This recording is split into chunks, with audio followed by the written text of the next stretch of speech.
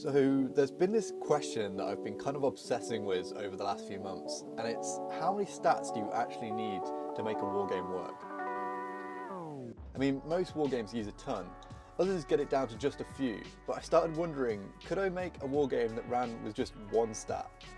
That question became the core of my game Fae, and in this video I want to walk you through the slightly messy, slightly non-linear process that I took to go from design inspiration to design breakthrough. So where do you even start with something like this? Well, I've never written a miniatures rule set before, so I decided to lean on something I already knew, the Middle-earth strategy battle game. I thought if I used that as a base, once I started tweaking and changing it, the rules would naturally just warp into its own thing. In my last video, I laid out some key concepts that I wanted the game to follow, and the first concept I wanted to tackle was simplicity. MESBG has a pretty large rulebook. I mean, it's way bigger than the kind of game I wanted to make, so I asked myself, what was the simplest war game that I knew of? Well, that would be one-page rules, which has one page of rules, which seems a lot more manageable. So I set myself a little challenge to rewrite MESBG in the style of one-page rules and see how far I could get before it all kind of fell apart. This turned out to be an amazing starting point, as it forced me to boil down everything and really spot where the complexity in wargames lies. So what's the biggest culprit? Well, in my eyes it's the stats lines. In MESBG, each unit has multiple stats referencing to different charts and tests. Even as a seasoned player, I struggle to remember all the stats for my army, let alone my opponents. It's a traditional system that works, but it's a lot to juggle. In contrast, more modern games like OPR get by with just two stats, quality and defense. It's much simpler, and it got me thinking, if they can do it with two, why can't I just do it with one? Before I explain what I came up with though, it's probably worth looking at how MESBG and OPR actually handle their stats. I'll use a combat as an example, since that's probably the thing you'll be doing most in any wargame. In MESBG, a combat happens if two units end up in base contact. Let's say my goblin doesn't like this dwarf's opinion on proper mining etiquette, so he charges in. When they fight, both players roll dice equal to their attack stat. In this case, one each, with the highest roll winning. If it's a tie, you check yet another stat, their fight value.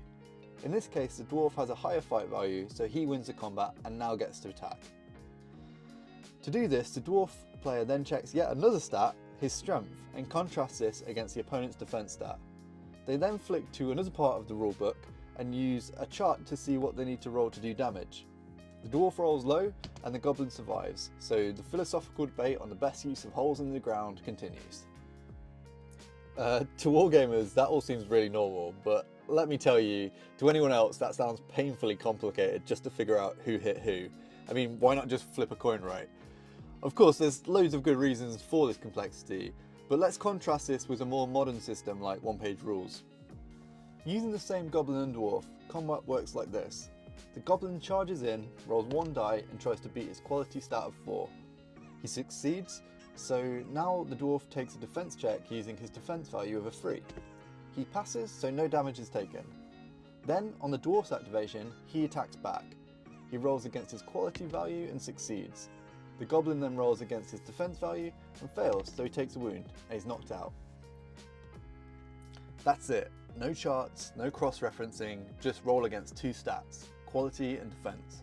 It's quicker, still makes units feel unique, and the system gets even more variety when you add in weapon and unit keywords. I actually think the keyword system in one-page rules is genius.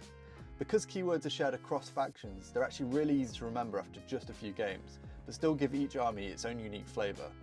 For example, a ghost army might get the ethereal keyword, making them resistant to certain types of attacks, whereas a dwarf army might get the slow keyword because, well, they've got tiny little legs. So, if one-page rules can streamline combat into just two stats, the next obvious question for me was, could I go even further? Could I make a true... Alright, so how do you actually make a one-stat wargame? That's the real question. Well, the idea really clicked for me when I thought about how OPR uses weapon keywords. They managed to get a lot of information into the game and get a lot of use out of that information by sharing it across all units. This isn't the case for quality and defense values though, as each unit's values in the game are unique, meaning you still have to remember yours and your opponent's individual unit stats. So I asked myself, what if those values weren't actually tied to the units at all, but to the weapons that they were carrying? That way, like keywords, you'd only need to memorise a small amount of weapon values, then you'd never need to look anything up in the rules again. You just see the model's weapon and instantly know what number you need to roll for. It would be the truest expression of what you see is what you get in rules terms. As slick as this was all feeling, it now created a new problem. In this system, a goblin with a sword now hits just as hard as a demon with a sword, and that makes no sense. So I needed a way to make different units feel more powerful without adding any extra stats or bookkeeping. At this point though, I only had two levers I could play with, the dice roll and the target number, so I decided I'd try messing with the die. My first thought was maybe small units would just roll one die, whereas medium units could roll two and large roll three. But when I tested this out, the probability curves went kind of crazy. Bigger units basically always won against smaller units, which kind of broke the balance and made the game feel pretty unfair. So I went back to the dice themselves. What if instead of rolling more dice, bigger units just rolled different dice? In this system, a small unit would roll a d6, whereas a large unit might roll a d10 or even a d12. Same target number, say 4+, but bigger dice gave you a smoother, more gradual boost in success rate. This felt much more balanced, and as an extra bonus, it also cut down components, as you'd only need one type of each die. So once I had the polyhedral dice system, the next question was how do you assign dice to units in a way that's clear at a glance? I mean, the most obvious option is to use the base size. Small bases could roll a d6, medium a d8, and large a d10. The thing is though, I'm a product designer, and as I started thinking about the bases, I started thinking, could the base themselves carry more information? That's when I had an idea. If a unit rolls a d6, why not just give it a 6-sided base? Then the sides literally show you what die you need to roll, once again taking a rule that you might need to look up and making it intuitive through visual design. So as I was thinking about this, it reminded me of a project that I'd done for my kill team models a few years ago. This was when I first got back into wargaming after so many years out of the hobby, and although I loved kill team, I found it really overwhelming. There were so many stats and wounds that you needed to keep track of, and I got so sick of following my models around with die and markers that I ended up making some custom 9-sided bases for them. These were used to help me track unit states, and they had a rotating magnetic dial to track my unit's wounds. I realised that if I used the same concept in Fey, it would give each model a number of wounds based on their base size. This would turn the bases into a functional game component and give even more differentiation between the units. This idea really excited me, so I got into CAD and made my first prototype of the base, which I ended up calling a Loaden Stone. This is actually a nerdy lore reference for the game, as back in the day when people found magnetic stones and ore, they naturally thought they must have some kind of magical qualities, and they were named Loaden Stones. As my base had a magnet built into it, I felt like it was only fitting. The magic reference to the Loaden Stone also got me thinking I could add extra trackers to track other stats in game, like mana. Suddenly the Loaden Stone system had become a modular platform. You could play a simple game just tracking unit health, or you could add extra depth tracking things like magic or unit morale using the same base.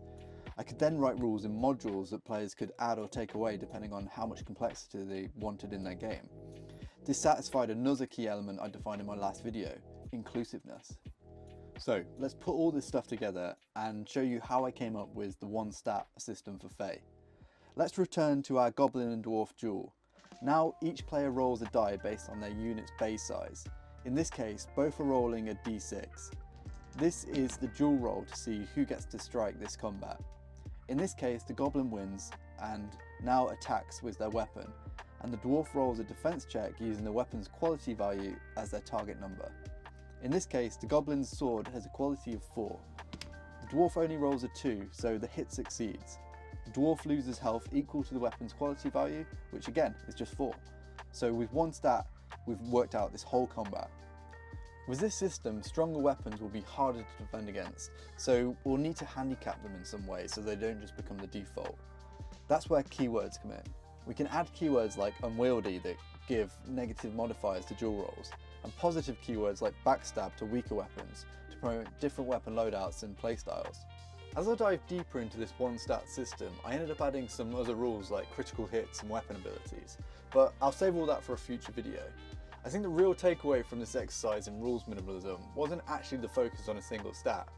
The thing that really makes this system unique is the idea of visualizing rules and stats through your model.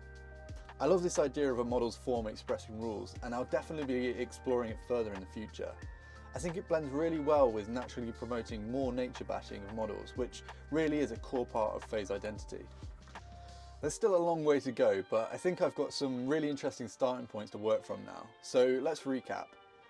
Each unit stands on a polygonal base that communicates its die type, tracks health, and can optionally hold extra trackers for modular mechanics. Unit stats are expressed through their model's weapons rather than being hidden in rulebooks, and the game's combat system is super fast and simple, keeping you engaged with what's happening on the games table rather than stats tables in the rulebook. And then, the cherry on top of all these new mechanics, they organically make the game miniature agnostic, which for a small indie game like Fae is always going to be a good thing. So that's all I've got for you this week, guys. I hope I've managed to make this big rules dump of an episode somewhat interesting for you, and I'm really excited to show you how this rule set has developed in future episodes. But in the next video, I think I'm going to go back to doing a bit of model making, as Monster Bash is coming up at the end of the month, and I'm determined to enter it for the first time this year. So if you want to see that, make sure you're subscribed, and remember to get outside and get creating.